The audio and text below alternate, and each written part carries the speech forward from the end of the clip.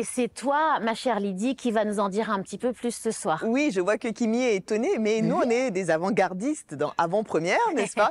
Alors, je voulais vous parler des tresses au fil. En fait, c'est un symbole culturel Ah, le africain qui fait donc son grand retour aujourd'hui. On trouve non seulement dans les magazines de mode, mais également donc dans les défilés et même dans la rue, de plus en plus de personnes qui refont des tresses au fil. Bon, comme d'habitude, je vous fais quand même un petit historique tout petit, Oui, n'est-ce pas? oui, C'est quand même obligé. important pour savoir voilà, d'où ça vient.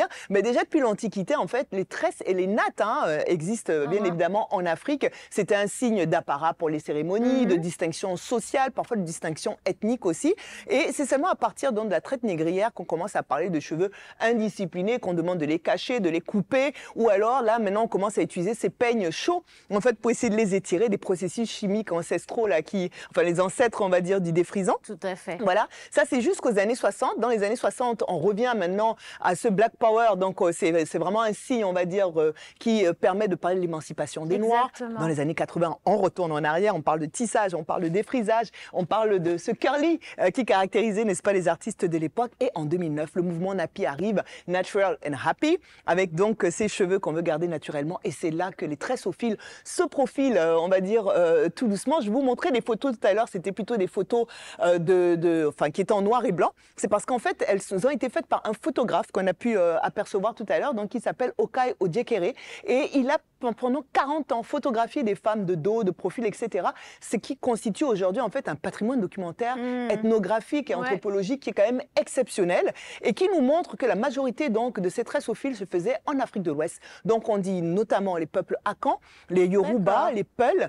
On les retrouve aussi en Afrique centrale. Ah oui, nous en Afrique centrale, voilà, les femmes bamilékées, les Bantous, les Fans portent les tresses. Ça, c'est donc en Guinée, du côté de la Guinée-Conakry. Donc, au Nigeria, les historiens disent que c'est vraiment du Nigeria. On appelle ça Irun Kiko. Ça veut dire les cheveux qui sont noués avec le fil. Et c'est vraiment traditionnel. Donc, on revient aujourd'hui juste pour dire que ça a beaucoup évolué parce que maintenant, on met des perles, des fils dorés, des fils qui sont verts. Et c'est donc... On fait des œuvres d'art Des œuvres d'art, voilà. J'allais y arriver. Mais même avant ces œuvres d'art, il y a donc Chidima ici, qui est une star, qui est une porteuse de tendance, qui fait beaucoup les tresses au fil. Il y a Rénis aussi qu'on peut citer. Vrai, on se retrouve dans des magazines avec donc cette femme, par exemple, là, c'est Jessie Frimpong, qui était un designer qui est ghanéen, n'est-ce pas, qui les met dans ses défilés. Et il y a donc ce fameux arc capillaire. Laetitia qui en fait carrément un manifeste, en fait, avec ses sculptures qu'elle fait avec ses cheveux.